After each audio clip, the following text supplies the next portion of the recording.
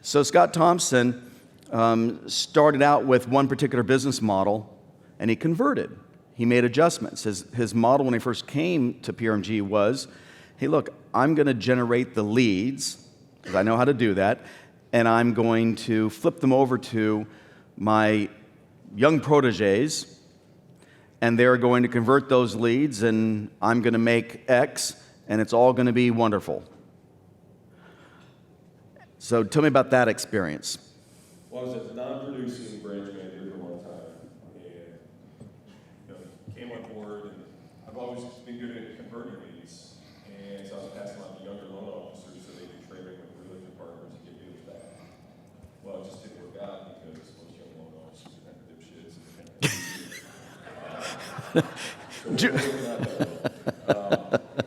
my wife, for like 2 years, was telling me, get your license back, have safekeeping, just convert these yourself, because I was calling their real estate partners when there's problems, I was calling for clients, I was basically doing all the work, but, paying these guys too many basis points or whatever it was at the time.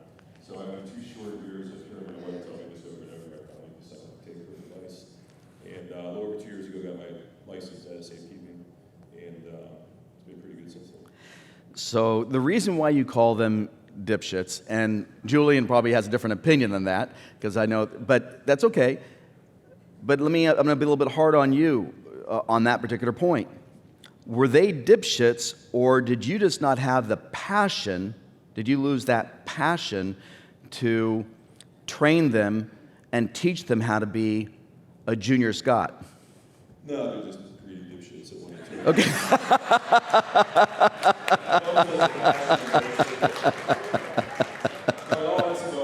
I'm not as good of a branch manager. I met with and got for these offices that they don't know like, here in California. I'm just not that good, and I'm producing branch manager. I don't know how they do it. I don't know how you get 20 guys and keep them happy and produce the business. If I could, I'd be still doing that. I just couldn't do it. Well, Marcos and George will talk about that, right? That you guys suffer that every single day, don't you? Hats off, and Maria and Steve and Zach Manny and some of the other guys have always done a great job. I couldn't do it. I just wasn't good at that, so I fell back on my strength, which is selling and leads. And I can play one note, so I'm just playing the hell out of that one note. And you've done a phenomenal job, and your P&L's gone through the roof, your income's gone through the roof, and so tell me about, and again, we're amongst friends here, and I'm not asking anybody here to give up some super duper secret trade secret, but how did you determine where you were going to buy your leads? What was something you looked for? And go into details if you feel comfortable, but you buy leads and you convert those leads personally. Trial and error. I'm sorry? Trial and error. Trial and error. And so a friend of mine in business, Zillow was my first lead that I got, and I think a number of years ago it was pretty good long form. And now it's my worst performing lead, and I keep threatening to drop it, trying to get discounts, but it's kind of my OG lead. It still makes me money, but not as much money, like 1/3 of the money I can convert on other leads. And I'll give you all my lead sources. The sauce, I'll give you my scripts, I pass it out to people. That's not the secret. The secret is the execution. The secret Amen. is really grind. The secret is doing it day after going to the gym. And so I give you my work on it. You got to do it. Most people can't do it. And most people in this room, when we talk about leads, I met Jay first time home buying guy in the industrial Midwest. Justice is conventional, techie, people that actually know how to fill out the loan application, probably don't get the passwords. Probably don't have shoeboxes of money that they're trying to get in for their down payment in a cool way. So leads work differently in different markets, and different lead sources work different. Zillow was great for a while, now it's not. Maybe it's great out in other areas. You've got my nutrients by far the places I tap into.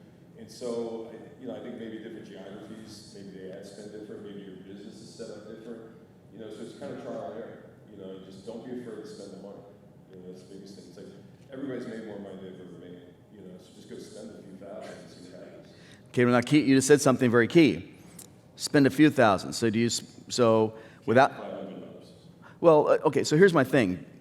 You've never come to me, not once, and said, Chris, I want to buy leads and spend more money than what I have, obviously, in the P&L. but trust me, Chris, if you'll allow me to go into debt to the company, I'm going to convert those leads, and I'm going to make us so much money you won't be able to see straight. We've never had that conversation.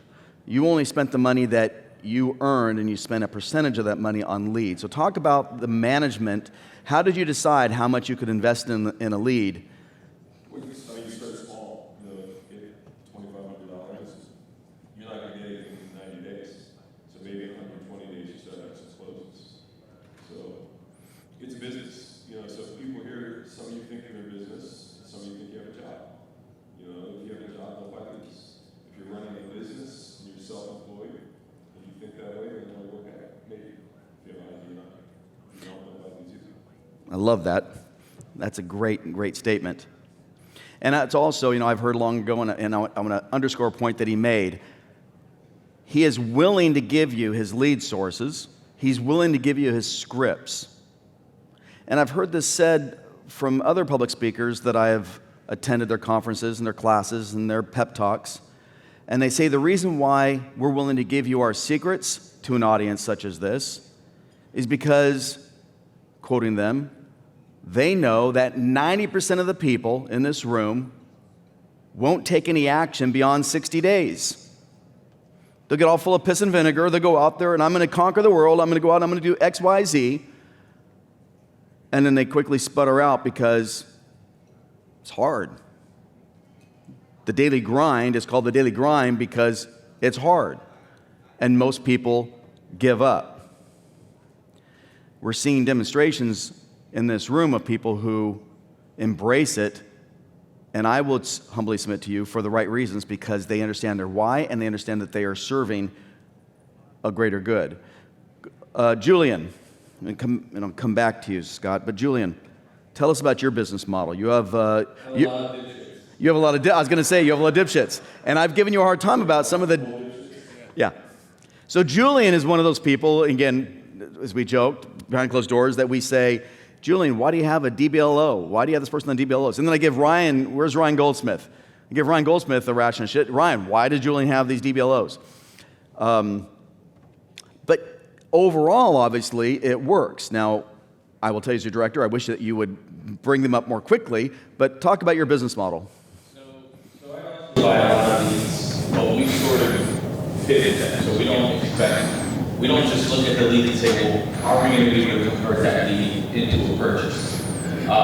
We look at it more so, what can we create from that lead? So a lot of our loan officers, we put them through our school. We own a licensing school for mortgages, and we have retired cops, retired teachers, people that just want to get out of and start to being an LO. They think it's easy being a loan officer because you get to make your own schedule. Once they say, I want to make my own schedule, get out. There's no such thing. You look at this like a 9 to 5, and you can actually make more money looking at it that way. So we use the leads to pivot into my loan officers probably run more scenarios than our new loan officer who's just going into the pavement, going to real estate offices, getting one lead and focusing on that one lead. So our loan officers develop through scenarios because the only way to become an LO is through experience. So they get that experience. The other thing is the relationships that it forms. Because at the end of the day, I think even more important than the conversations that we have with the lead is getting the lead to an agent. Because remember, leads are coming from where? The internet. So when they come from the internet, if you don't get them to your local partners, I call it localizing the lead, bringing it to the community, then they're at a loss. Everyone also says that leads, you get shot more.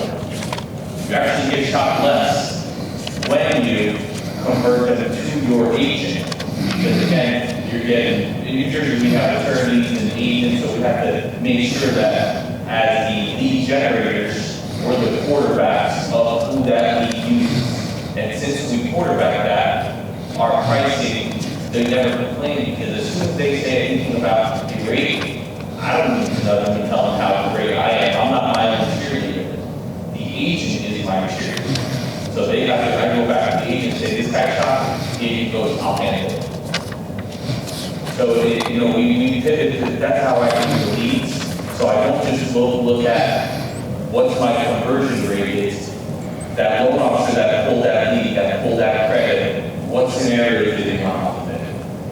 Where's that lead looking? What relationship can we build with an agent in that market if we don't have one already? And then that's how we start converting not only the lead, but we catapult to get organic business from them. And then in response to like dealing with the dipshits is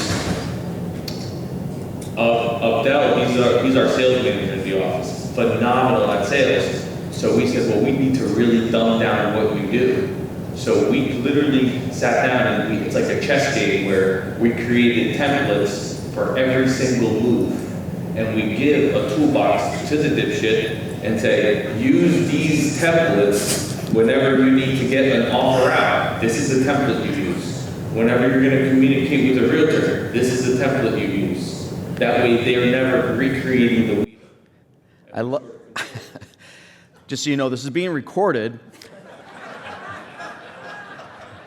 And I think what I'll do is send this to all of your team.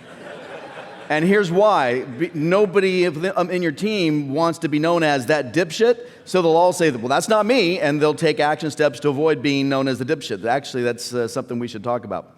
And let's hear from Justice. Justice, I'm not going to ask permission. I'm going to tell you that I'm going to embarrass you a little bit, only because you know it wouldn't be me if I didn't, right? So I have a great deal of affection for Justice, and I think some of it comes from the fact that he is a great success. He's the same age as my son Richie, and I hope that Richie will follow in his footsteps. But I'm going to be careful not to share too much because I don't have his permission, but I will just say this. Justice came into the business as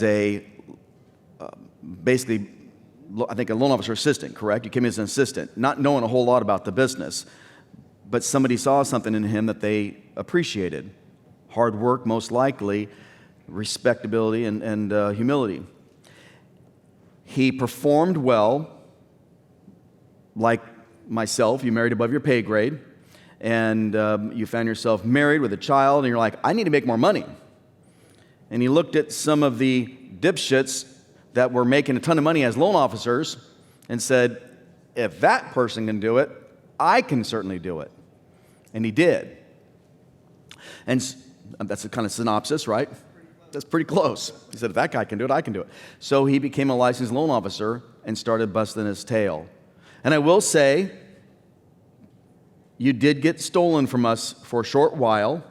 Somebody, who's the easiest person to sell? Salespeople. Because like me, you probably go, ooh, that was good. That was a great line. Way to go. But he was promised something, and the short version is, it wasn't delivered in the way that he wanted it to be delivered. And so, thank you, Buddy and Chris, Pisha, and I'd like to think that myself and keeping others had something to do with it, but you came back home. God bless you for that. And you've never looked back, and you've taken your career to a whole new level, and you truly have become an example for other people to follow. And make no mistake about it, I say this often on my calls, you will never realize the power that you have and the impact that you have on other people that change their lives, and you never even met them. You never even met them. How many of you can think about watching somebody on TV or reading an article and you said, I want to be like them, and you actually took some action steps to be like them? They don't know who you are. Your words and your deeds matter. Or as the Bible says, every utterance matters. Back on point. We're on point.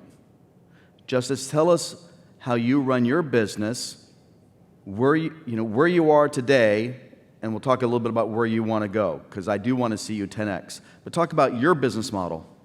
Yeah, well, first I didn't feel super embarrassed, so I just feel like I should be transparent and let you guys know my mom and my dad never beat me when I grew up.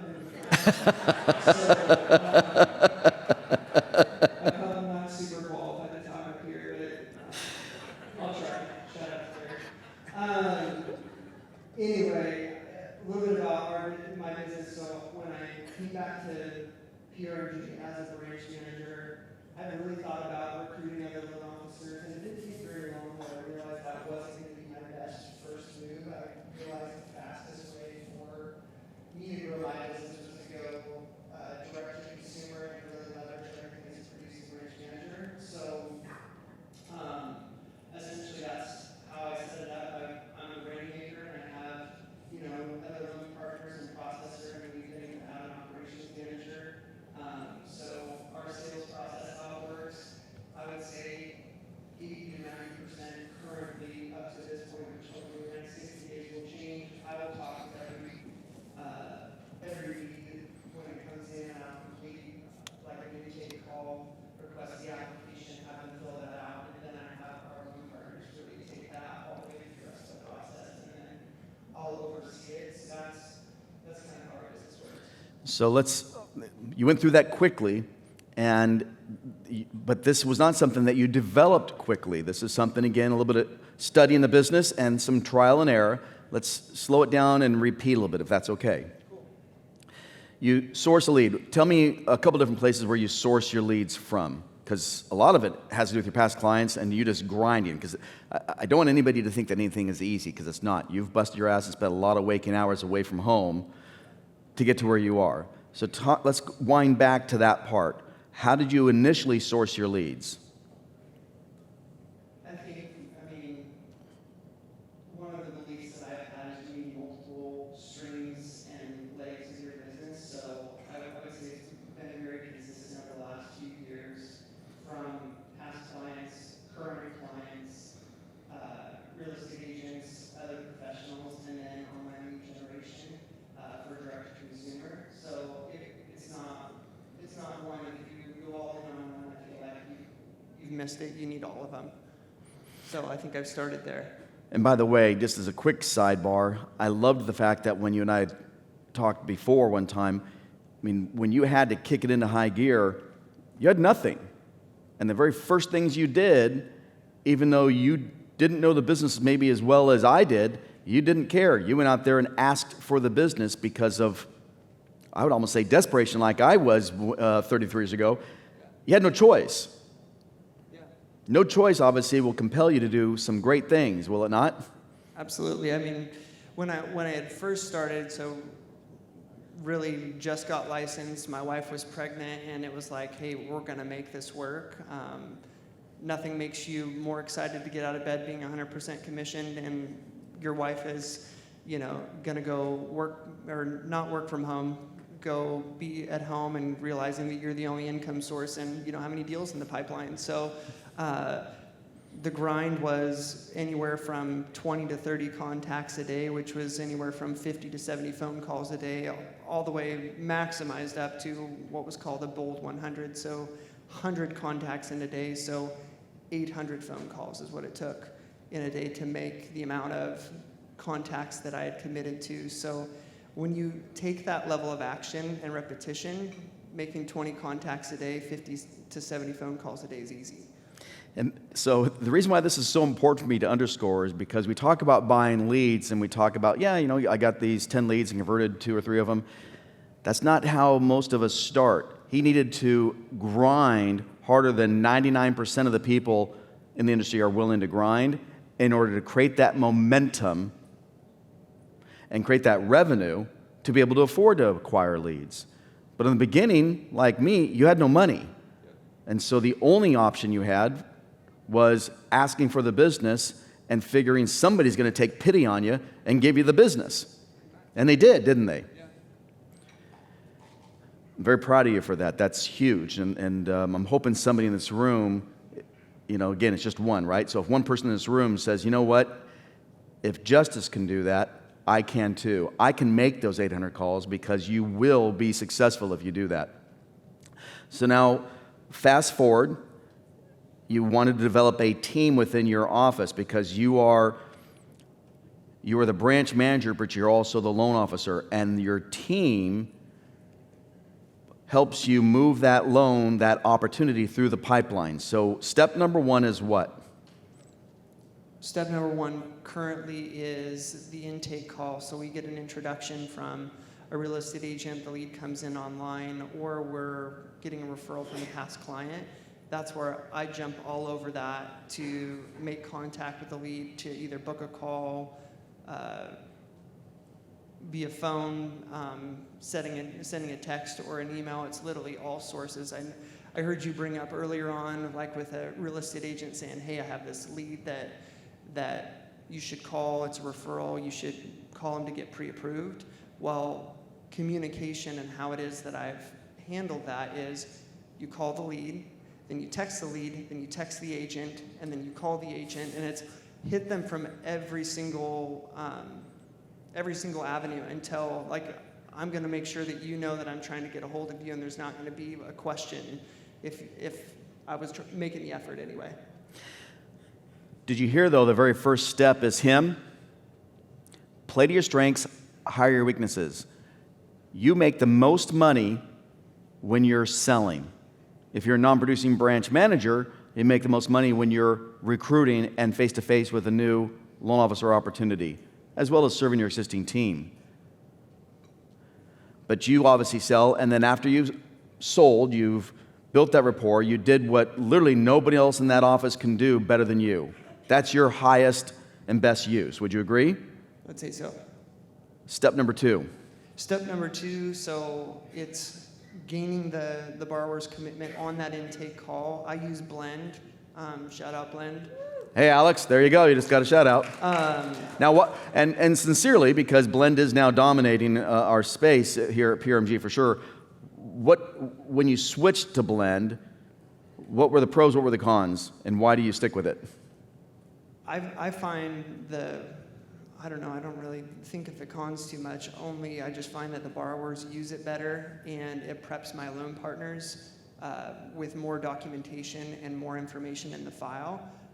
And it really, just from a conversion standpoint, I find people follow through and get through it faster, quicker. If I'm talking to somebody on a Friday and I send them the application and I gain their commitment to have the application in over the weekend, they can complete the application plus have a bunch of their supporting documents in the file, which means my loan partners can hit the ground running, first part of the week.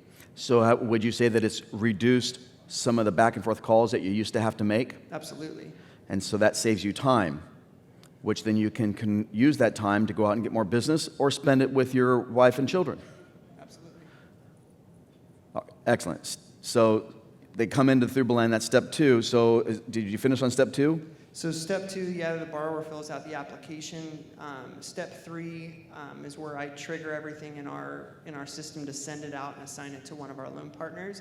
So in my intake call, I've notated motivation, I've notated their income situation, we've talked through down payment credit, so I have a good idea that this loan's going to work or it's not, or what challenges we're going to run into. So that gets sent over to our loan partners, and then they go to work.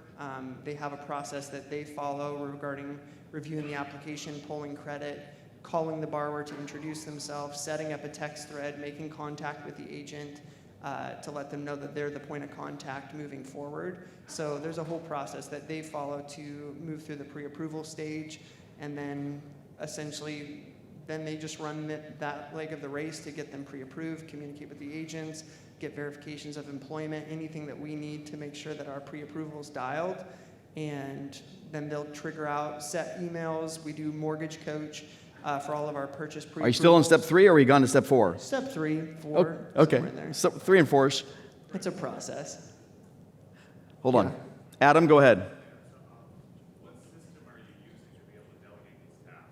Like that we currently use? Are you using a total expert, or you have a different CRM to task out? So I use Jungo by Salesforce. Yeah. So you have your whole team set up, because you're using more than core model, right? I'd say it's similar. Yeah, it's very simple. Yeah. Okay, so you're delegating out your team through, correct? Yep. And by the way, where's Alex Lucas? Raise your hand, Alex Lucas. Alex, can you do me a favor? Because I'm going to leave time for Q&A, but can you grab a mic so you can be prepared to help me? Thank you, Alex. All right, so we're on the 4-ish range of your process. Yeah, 4-ish. So, I mean, we have pre-approval, and then really it's just a follow-up from our loan partners every single Thursday to reach out, to communicate with them, find out if they've been looking at any properties, ask for referrals, and then just rinse and repeat. What has your realtors told you, how they verbalized to you how this process has helped them? I'm not sure they really told me how the process is. Do they send you repeat business? Yeah. I think that my idea is just to create a frictionless process. If I'm the one proactively communicating to you, you're going to have a great experience. I'm going to tell you everything that you need to know, and I'm going to be available when you need me to be available to, to get you what it is that you need, which is just this process. I don't get too many people that go, wow, it's incredible, like every once in a while, but really I think it's in the simple things of business, doing the things that we feel like we would want somebody to do for us, and they're like, hey, I can trust that, I can count on that, and just keep it going. Need to borrow that from you. We'll use one up here. Thank you, sir. I can tell you, I'll just put my real estate agent hat on. What you do for me as a real estate agent is you instill confidence that I can rely on you.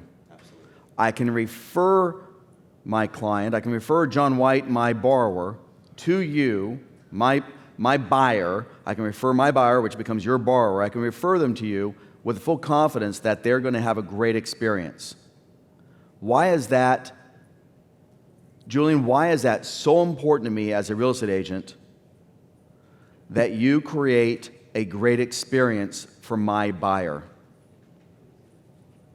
Because then you'll confidently know that I can be your go-to.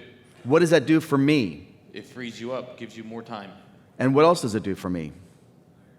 puts money in your pocket. One time? No, multiple times. Exactly. Yeah. That's why we use the biggest thing, I think my biggest secret is group text. And to me, it's what it does subconsciously. So if we're continuously following up with these leads that might not text back, they probably might have ghosted me and the agent already because they become discouraged with the inventory levels, and they think another agent's going to do something better. I don't care. We're still going to do the group text because my whole thing is that agent is getting blown up just seeing group text to their prospects. So I'm always on their mind, and if they get a lead, if they're reading those text messages, all of a sudden that agent gets a new lead, who do you think he's going to choose? 100%. Every time. Every time.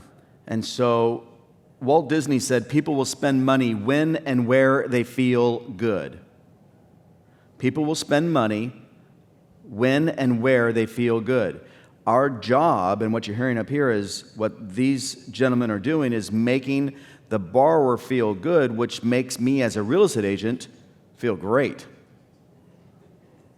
Because we want to retain what we work so hard to obtain. If I sat at open house after open house after open house, missed a dance recital for my granddaughter, missed being able to go to my son's baseball game, missed that family gathering, if I finally am able to get a buyer who agrees to work with me as a real estate agent instead of all the others, because I went to Tom Ferry's seminar and I learned some great conversion techniques, heard Chris Sorensen speak about linguistics, and I was able to convert. And I say, hey, Scott Thompson, can you please call my buyer, Ryan Scott? If he takes a cavalier approach, after I've spent 30 to 45 days sourcing a client, and he takes a cavalier approach, a laissez-faire approach to my buyer, my commission check that I desperately need, look at the statistics, most agents suck. They can barely fill out the RPA. They don't do it enough to become experts at it. So when that opportunity comes along and you take a laissez-faire approach, How does it make the agent feel? How does it make him feel? Shout it out. What? Fearful? Not confident? Anybody else? How does it really make them feel if you're, put yourself in that agent's shoes? Angry. Exactly. That's the emotion that I feel as I'm standing here even thinking about what I went through before I met David Chow.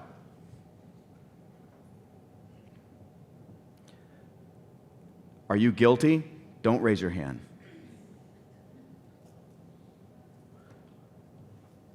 You don't realize that Chris Sorensen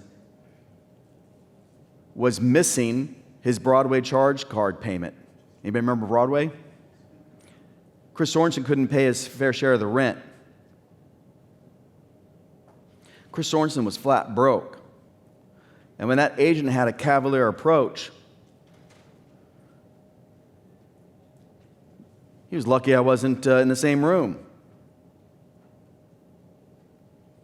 I would have taken a bat to his knees because I was angry. I was desperate. You have to understand the passion behind those agents. Anybody receive a phone call from an agent at 9 p.m. at night venting to you about what's going on in a transaction? Raise your hand if you received a call after 8 p.m. What the F do they expect you to do? How illogical is that? There is no logic to it, none whatsoever. But all of you raised your hand. Getting a license to become a real estate agent is easy. The barrier of entry is easy. That's not to pick on real estate agents. There are some damn fine agents out there. But what I want to pause and get everybody to recognize is just how critical it is that you over-communicate and set the expectations properly, put everybody on a path, be the authority, and don't let them off that train. Here's where we're going.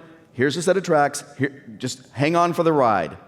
And you will never have to call me to ask me what's going on because I do not return phone calls. I make them. When I used to ask for business, I would say, Marcos, I may not be the right loan officer, but when you're telling me that you've got an assistant to help follow up on your transactions, I know you've got the wrong one.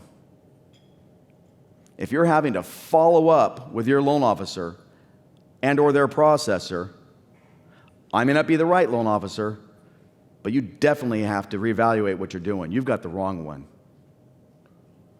If I was lucky enough to work for you, Marcos, and be your partner, you own the ship, but I'm your captain. You'll be able to rest assured that I'm going to get everybody on the right path, and I'll take damn sure that everybody on board is going to be just fine. I'm large and in charge. I'm not here to pick China patterns with you. I'm not here to be a best friend. Hopefully that comes later. But I do want you to respect me as a talent. There's nobody better. Nobody's going to get up earlier. Nobody's going to stay up later than I am, Marcos, to earn your business every single day.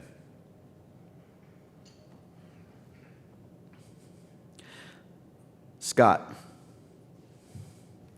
you generate leads. No, I don't generate any leads. Well, I buy them. You buy them. Sorry. Thanks for the correction. I'm going to get to questions here in a second, but you buy leads. You convert those leads because you're talented. I convert them very well, yes. By the way, do you have any tricks that you utilize? Tricks, style? Why do you think that you're good at converting leads? Well, there's a lot of tricks, but the number one thing is picking up the phone. And don't anybody think like I'm paid leads or internet leads. They're freaking leads, okay? And whether you get it from somebody at RE/MAX or you get it from Lending Tree, it's a conversation. And everybody here that's generating business, that's originating, just needs to have more conversations every week with someone who might want to buy a house. That's all it is. And I think 1 to 2 hours a week is what loan officers spend trying to get business. That's it.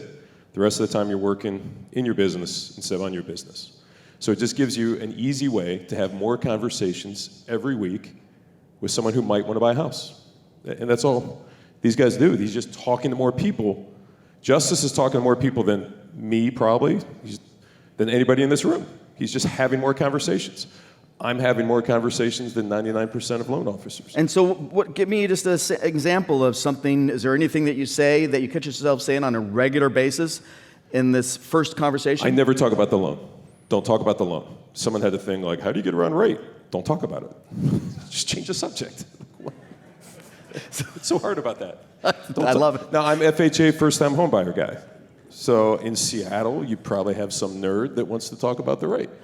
And I have conventional buyers, and I'm like, do you have a house picked out? Are you under contract? I'm like, I don't know. It was in the 2s. It's on its way to 3s. Let's get a contract, and we'll lock something in. Just don't talk about it. Just talk about the house. So my whole script is this a first-time purchase for you? Well, that's exciting, huh? Everything's with a question. What areas you're looking at? Talk about the house. And they're going to fall in love with that conversation. And I meet most of my people face-to-face. We run 100 face-to-face appointments in the office. Never missed 1 week a year and a half ago in March. I had a bad week because people didn't know what to do with COVID. And then it was back to business. And we run about 40 Zooms a month. People that aren't within an hour of the office. Now, it's a little easier to get around the Midwest. Maybe you guys can't do that in some other areas. But techniques like double tap, if you call them and get their voicemail, hang up, call right back. It's called the double tap. If their phone's on silent, like my wife's phone all the time, you have to call back, and that goes through and actually rings the second time. Or they think it's an emergency. Like, oh my God, this is who urgent. is this? And you're like, hey, it's me. So the double tap is really good. And they're like, oh yeah. You think about buying a house, huh? They're like, oh yeah, great. Once you get through that first 10, they're gonna have call reluctance the first 10, 20 seconds. If you break through, you have to ask 3 yes questions right up front, and that gets the wheels turning, and then you got them. 3 what questions? 3 yes questions. What are the 3 yes questions? I say, hey, this is Scott with, I say Paramount Mortgage, because no one knows what PRMG or anything like that. It's too long to say the whole thing. Looks like you're thinking about buying a new house. Yes, I am. Yeah. And that's exciting, huh? Yeah, we're very What excited. areas of town? And I say, huh. I drop the G's off a lot of my words when I'm talking to people on the phones. Different markets are different ways. I've got Ohio, Kentucky, so Kentucky, I'll drop the G's off my words. Throwing a y'all, maybe, perhaps. And you get those 3 yes questions out, and then you're rolling. Once you get through that, because they're like, who is this? What is this? Bill collector? Telemarketer? Once you get through that, because literally 5 minutes ago, they hit the send button. And I know he said an hour. Okay, if you're going to buy a lead, you're going to go broke. There's a famous MIT study. All the lead people send it to you. They say 15 minutes. You got to call them within 5 minutes. If you can't call them within 5 minutes, don't buy a lead. Okay. Also, get a CRM. Pay for a CRM on your own, like Whiteboard. I use Big Purple Dot. If you're in business, you're going to go pay for your own CRM, okay, that you own. That can incorporate with everything else we do. Every CRM does things differently. The best one's the one you use. But if you're in business, go buy with your money a CRM that you own. Ask Ben Anderson what happens when you don't own your CRM, So that's something you got to do if you're in business. You got to call it within 5 minutes. You got to text it, and it automated. It'll text people 3 times a day. You got to call them 3 times that day. It's doing the work. And so you got to get out of the loan so you can do the work, whether it's with a realtor or a paid lead. These are just different buckets. Like, who here knows their Encompass password? I was just talking to somebody yesterday. Who could write down, if I gave you $100, who could write their Encompass password down on a piece of paper right now? You're doing it wrong. Stop it. Are you guys running a business, or are you a processor? Are you an admin? That's who knows your Encompass password. So stop doing it. Hire somebody. You should have a loan partner and a processor. Let them log into your Encompass. You guys should go sell.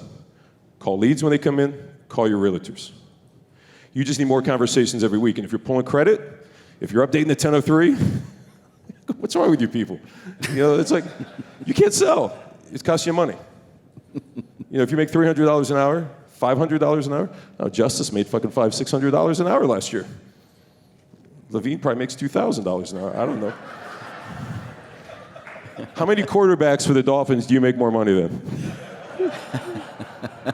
So if you make $300 an hour, can you hire people less than $300 an hour to do all the shit that you shouldn't be doing? 20% of your job's important. Get rid of the other 80%. Your highest best use, like Chris said. So have the balls to just stop doing that shit and hire somebody to do it. And then all of a sudden you have time to sell. Give him a round of applause. I thought you were going to drop the mic. You almost did, right? Yeah, exactly. All right, so we have 9 minutes left. Any questions from the audience? Yes, Mauricio. Oh, hold on. Wait till Alex comes running. Okay. You're on. Okay. So, question for you guys. How do you guys hold yourself like accountable to the green time? Because I find that that's one of the hardest things for me. For example, let's say you have a 2-hour call block, whatever you're doing, you get an approval, it's a suspended loan, for example. You see the email come through. How do you guys stay focused on that task at hand for the complete 2 hours or whatever that time is? That's one. And then secondly, the CRM that you guys use, neither of you, any of you guys use Total Expert, or do you guys do something besides? We'll start with Julian. So the Total Expert, it's not good with point of sale. I think that's why the CRMs like Whiteboard, Big Purple Doc, because the moment a lead comes in, regardless of how it comes, the text message goes out right away to that lead, letting them know that you're going to be in contact with them. My favorite one that's working really well is confirming something that they put on the application, like an email, like, hey, just confirming, is this your email? Because everyone's so worried about identity theft. So I want to just make sure it's them right away. In regards to green time, it's really time blocking, but what he specifically said is, I don't want to see a suspend. If I have to go and find out why a loan is suspended, then I'm not running a business. So those things, so my time blocks are non-negotiable, and I know that my green time is where I have to spend. Remember that I think we just had a call with, what's his name? Carl White. Mm-hmm. And I think a lot of the stuff that you just said comes from Carl White is, what are you doing that makes you money? What are the things that are taking up your time? Hire for those things. And then once you do that and you realize that all your green time is spent making more calls, which equals more no's, which equals dollar signs. And I think that's kind of what he focuses on. You know, he may make 200 calls in a day. Only 20 of them might have been quality calls, but it's the 200 that he made, not the 20. So it's really, and being disciplined enough to do that. So 2 years ago, when I came to this conference, Chris said they put a bunch of the big producers here, Jordan Freeland specifically, and the thing he spoke about most was execution. And I always thought he was so full of it. But then I actually went to Tampa to train with him. And I thought I would be at his office at 9 a.m. to train with him. Absolutely not. 5 a.m. I was meeting him at the gym because it was his life. It wasn't that he just executed doing what we do of picking up the phone call and taking the lead. Everything he did in his life was all about execution. And he took those disciplines into his green time. And that guy's green time is, he's literally laser focused. Thank you. Yeah, give him exactly. Who else? Who else has a question to the panel? So, Julian, this one's for you. Sounds like you got a couple of green LOs. I'm going to stay away from the DBs and name calling for a little bit because I see a lot of green LOs applying nowadays. Everybody wants to get in their business. Is Zinix, or what are you doing to help nurture and train these newer LOs that are wanting to jump in our business? Zinix. So Zinix is awesome. It really helps them build like a good fundamental. And we also don't throw too much at them at once. So we look at what are the good things of Total Expert. You're not going to use all of it. So what are the good things you're going to use? MBS Highway, what the community report cards. Like, what are you going to use from MBS Highway that's good? So, and then the way you identify if they're actually getting it is, someone said, Abdel said this, he goes, if you can't explain to me what you do in a process, you don't know what you're doing. So we'll go up to them and say, okay, MBS Highway, how are you using it? What are you doing? And when are you using it? And we make them explain. Now, again, it's less is more. So that's all we use. A little bit of Total Expert for the single property websites and stuff like that. Everything else in Total Expert is knowing the automation of it. That the loan updates, the stuff that goes out, all that good stuff. But other than that, we focus on not just throwing everything at them. Very good. Great question for us. Who else has got a question? We've got 4 minutes left. Chris Pettit. Chris Pettit asks, how do you get off the phone? So who wants to tackle that? What do you mean? Well, what do you mean? Expand on your question. We're relational in our sale, and people talk a long time. Sometimes it's hard to get off the phone with the client. So how do you get off the phone? Oh, okay. I know what he's saying. Man, I appreciate you, your time here today. I know it's super valuable. I know you probably got to get to a meeting or something. And so the next step is I'm going to send you a link for the application. And as soon as you send that back, our team will be about 24 to 48 hours. So how soon do you think you can get that sent in? And go ahead and hand the mic to Scott, please. And I love that. You took control of the conversation. That's exactly it. You take control. So I'm highly scripted. It's a funnel. It's a 15-minute phone call, the initial intake call. It's a funnel. And so at the bottom is like the obvious conclusion to a masterful sales presentation is the appointment. So your entire script is a funnel that gets down to, great, well, the next step is, let's go ahead, schedule a Zoom call, schedule an in-office meeting, and then that's it. Chris, you're one of our top producers, and obviously you do it through relationship selling, so you do a great job at that. The only thing I would just say as your peers, I would say that there are times if a conversation starts to go too long, you simply just let the person know, listen, I enjoy your conversation. I got caught up in this conversation. I have another appointment that's budding up. I need to go. I'd love to talk to you after hours. And maybe that conversation occurs after hours, or maybe it doesn't. But the bottom line is your time is way too valuable during the day to let somebody else control it. We're at 2 minutes. I'm going to go ahead and take the time to get the other group up here. Give a great round of applause for your teammates, please.